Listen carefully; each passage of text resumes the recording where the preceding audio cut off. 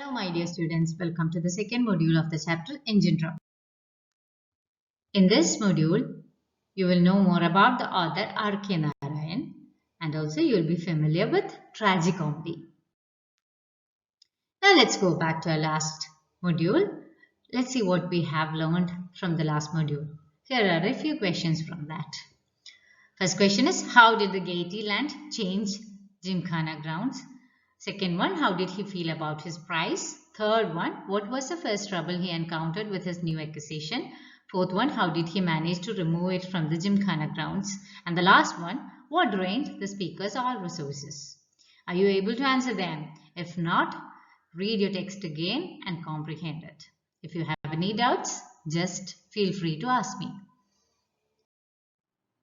In the last class, we saw that our speaker got a road roller as a gift from a fair, and at first, though he was very excited, many of his problems started after that. The road roller was the biggest challenge to him. Moving it from one place to another, finding a place to keep it, everything was a trouble for him. So now we stopped where he was trying to remove the road roller from the municipality ground by using the temple elephant and 50 men. And his friend Joseph was sitting on the driving seat. When the elephant started moving it, it was not moving in the direction where the elephant pulled it. It was going somewhere else.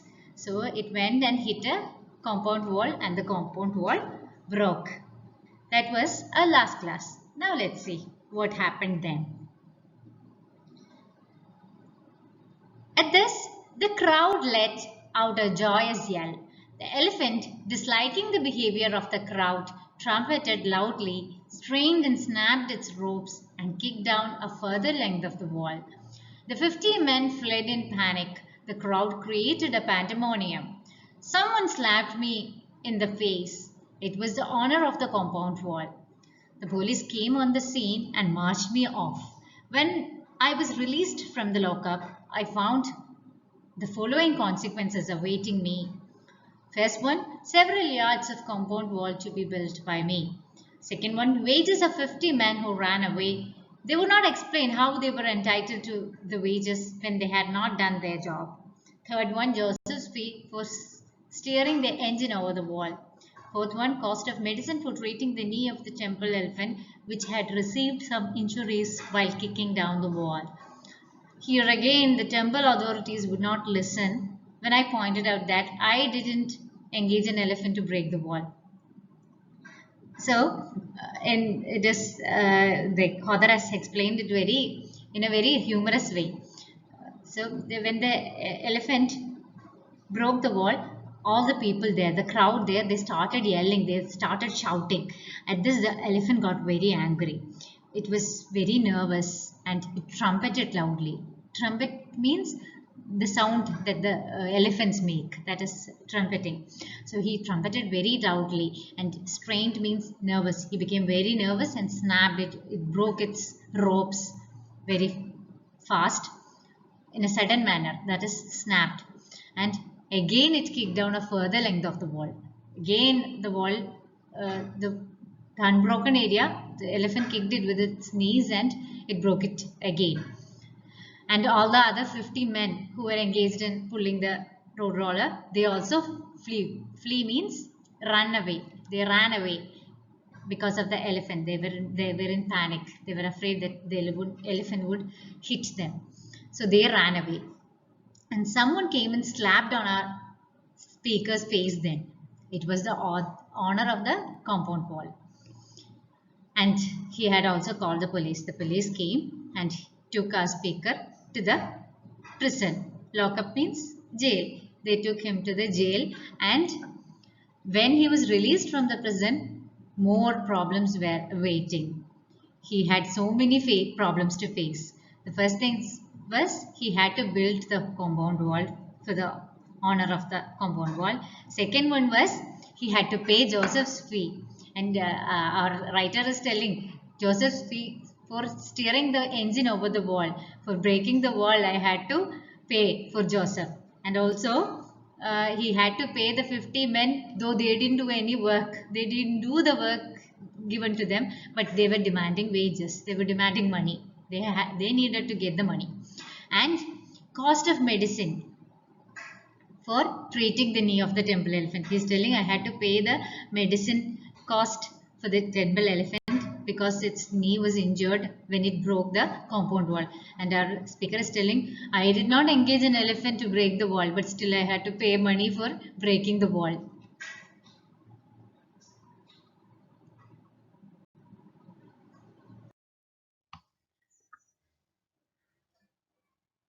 Engage an elephant to break the wall.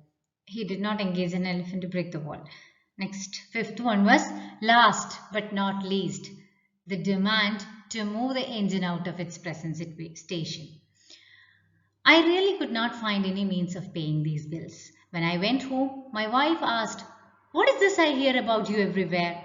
I took the opportunity to explain my difficulties. She took it as a hint that I was again asking for her jewels, and she lost her temper and cried that she would write to her father to come and take her away. I was at my wits' end. People smiled at me when they met me in the streets. I was seriously wondering why I should not run away to my village. I decided to encourage my wife to write to her father and arrange for her exit. Not a soul was going to know what my plans were. I was going to put off my creditors and disappear one fine night. I made preparations to leave the town in a couple of days, leaving the engine to its fate with all its commitments. However, nature came to my rescue in an unexpected manner. You may have heard of the earthquake of that year, which destroyed the whole towns in the northern India. There was a reverberation of it in our town too. We were thrown out of the beds that night and doors and windows rattled. So the last thing he had, the demand was to move the engine out of his present station, means unmoving, not in a moving state, that is stations, without moving. So the owner of the compound wall which he hit, the owner of that house, he was demanding him to remove it from there. He did not know what to do because by all means he tried moving it from one place to another, but it was a total failure. Now he could not find any way to pay all these bills. He went home and his wife asked, "What am I hearing about you? Everyone is talking about you. What did you do?" So he tried to explain all his difficulties to his wife. She thought that he was again trying to get her jewelry from her to sell. And she was very angry. She told that she is going to write to her father and she is going back home. And he was in a total confused state. At my wit's end means he did not know. Further, he did not know what to do. He was in a lost state. And all the people were laughing at him whenever he went out. He was thinking of running away from here, from the town. He was thinking of running away to his village. And one day he planned for uh, running away without paying anything. Put off my creditors means he was not going to pay them. Creditors means the one whom we have to pay money to. So he was thinking of putting off his creditors and running away to his village. So that so he encouraged his wife. You write to your father and go back home. He was encouraging her so that he could run away. And one day he was planning. He was doing all the preparations to run away with all his commitments, leaving the road roller with its commitments, means with its debts, leaving it there and running away. But that time something happened. The nature came as his rescue, to his rescue. Rescue means help. Nature came to his help in the manner of an earthquake. An earthquake happened at that time, and almost many of the cities were destroyed in northern India, and an echo of that happened in their place also. Reverberation means echo of that happened in their place. They were all shaken that night. They were thrown out of the bed. The doors and windows made noise because of the earthquake, but nothing serious happened.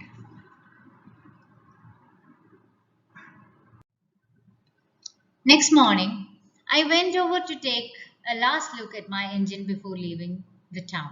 I could hardly believe my eyes. The engine was not there. I looked about and raised a hue and cry. Search parties went around, and the engine was found in a disused well nearby with its back up. I prayed to heaven to save me from fresh complications. But when the owner of the house came around and saw what had happened, he laughed heartily and beamed at me. You have done me a service. It was the dirtiest water in the well, and the municipality was sending notice to close it week after week. I was dreading the cost of closing. But your engine fits it like a cork. Just leave it there. But, see, at this,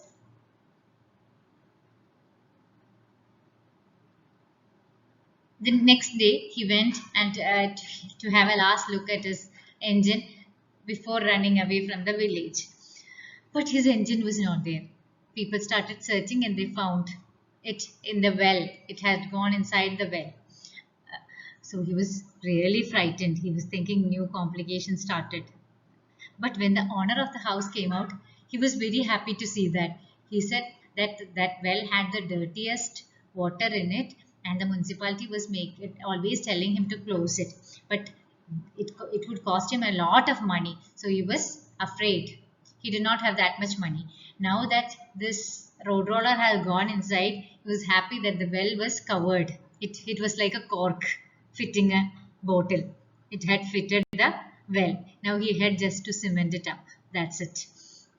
So he was very happy, and he told he told our speaker that please don't take it away because I will pay whatever you want. So he said, I have so many debts. He told no need to repair the compound wound. I'll do it myself. But he said, but I have some more things to say.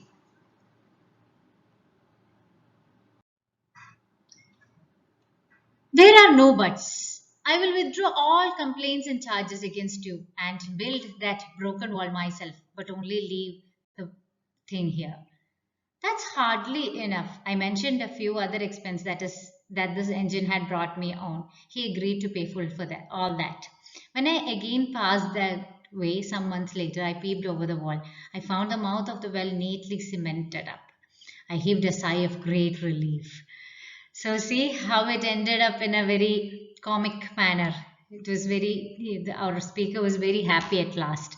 The uh, the owner of the compound wall agreed to pay all the bills. So he was very happy. He got settled all the debts on the road roller and he got rid of it. And the owner of the compound wall also was very happy that he got his well cemented up neatly above that. So he with less expense he could cover the well. So that's it. It is written in a very good manner. It's a very humorous text. Read it and understand the way of writing. Now, here are a few questions. Try answering them. Here are a few new words. Trumpeted means produce a loud call. Strained means show signs of nervous tension or tiredness. Snapped means break suddenly.